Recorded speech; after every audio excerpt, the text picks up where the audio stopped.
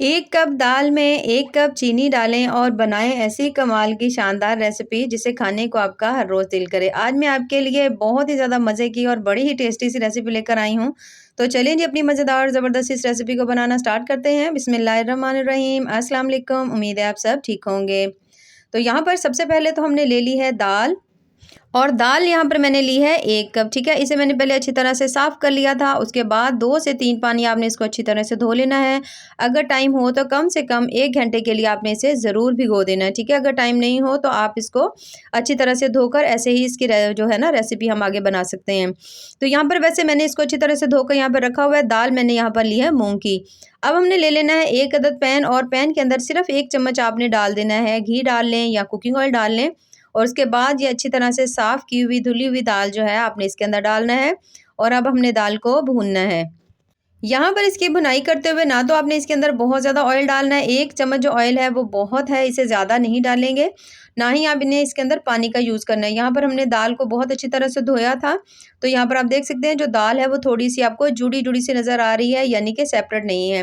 लेकिन जैसे-जैसे हम इसे भूनेंगे तो आप देखेंगे कि दाल का जो दाना-दाना है वो अलग हो जाएगा और अच्छी तरह से जो दाल है ना उसको हमने भूनना है। दाल को यहाँ पर हमने इतना भूनना है कि जो दाल है ना उसका कलर थोड़ा-सा लाइट ब्राउन हो जाए।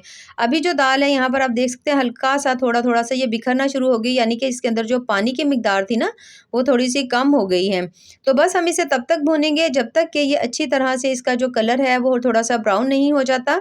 और आपने ये तमाम काम जो है ना मीडियम फ्लेम के ऊपर करने हैं। फ्लेम आपने हाई बिल्कुल नहीं रखनी, मीडियम फ्लेम के ऊपर करेंगे तो दाल आपकी बहुत ज़बरदस्ती तैयार होगी। ये देखिए यहाँ पर जो दाल है किस तरह से भुरभुरी हो चुकी है, दाना-दाना अलग हो चुका है।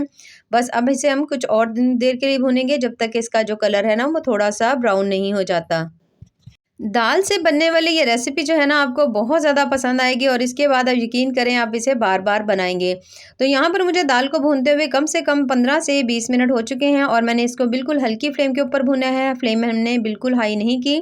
और यहाँ पर आप देख सकते हैं ये जो दाल है इसका कलर जो है वो लाइट ब्राउन होना स्टार्ट हो चुका है। तो बस हमने इससे ज़्यादा नहीं भूनना। अब आपने दाल को थोड़ा ठंडा कर लेना है, किसी भी ट्रे में या प्लेट में निकाल लीजिए और इसको आप ठंडा कर लीजिए। उसके बाद आपने किसी भी मिक्सर जार में डालकर इसको बिल्कुल बारीक साइज़ का पाउडर बना लेना है, ठीक है।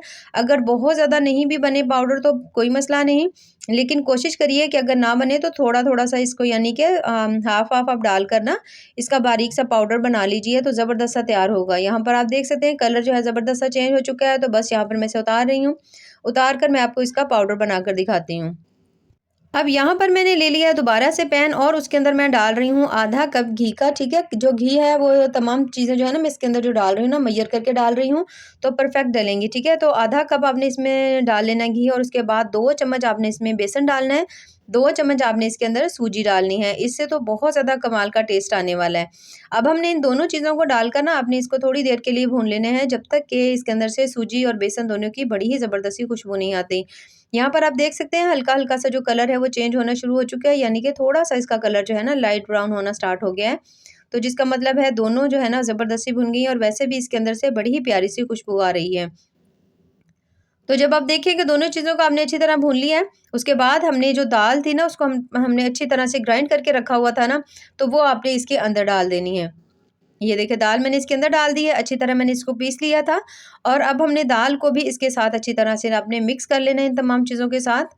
और अब हमने इसको भी इसके अंदर अच्छी तरह से भून लेना है। दाल हमने वैसे ही बहुत अच्छी तरह से भून ली थी और ये जो उसके अंदर हमने थोड़ी-सी सूजी और 2 चम्मच हमने इसके अंदर बेसन डाला था ना, उसको भी हमने भून लिया था। तो यहाँ पर अब हमें बहुत ज़्यादा भुनाई करने की ज़रूरत नहीं होगी। आपने थोड़ी देर के लिए कम से कम 2 से 3 मिनट के लिए इन तमाम चीज़ों को अच्छी तरह से फिर से भून लेना है ताकि तमाम चीज़ें अच्छी तरह से मिक्स हो जाएँ और बहुत ज़बरदस्त इसके अंदर से खुशबू आए।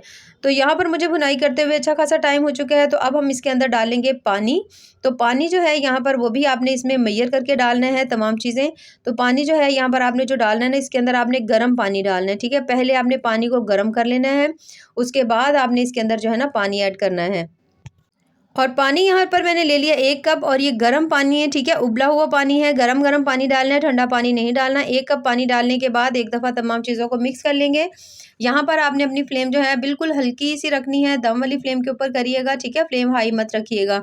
1 कप पानी डालकर मैंने मिक्स कर लिया, उसके बाद दोबारा से मैं इसके अंदर डाल रही हूँ 2 कप पानी, ठीक है, पानी गर्म ही है, ठंडा मत डालिएगा। अब 2 कप पानी हमने इसमें और डाल दिया, यानी कि टोटल हमने इसके अंदर डाल दिया है 3 कप पानी। अच्छी तरह से अब आपने इसको इस तरह मिक्स कर लेना है, अच्छी तरह तमाम चीज़ों को मैश कर लेना है कि कोई भी इसके अंदर गुठली वगैरह नहीं बने, ठीक है?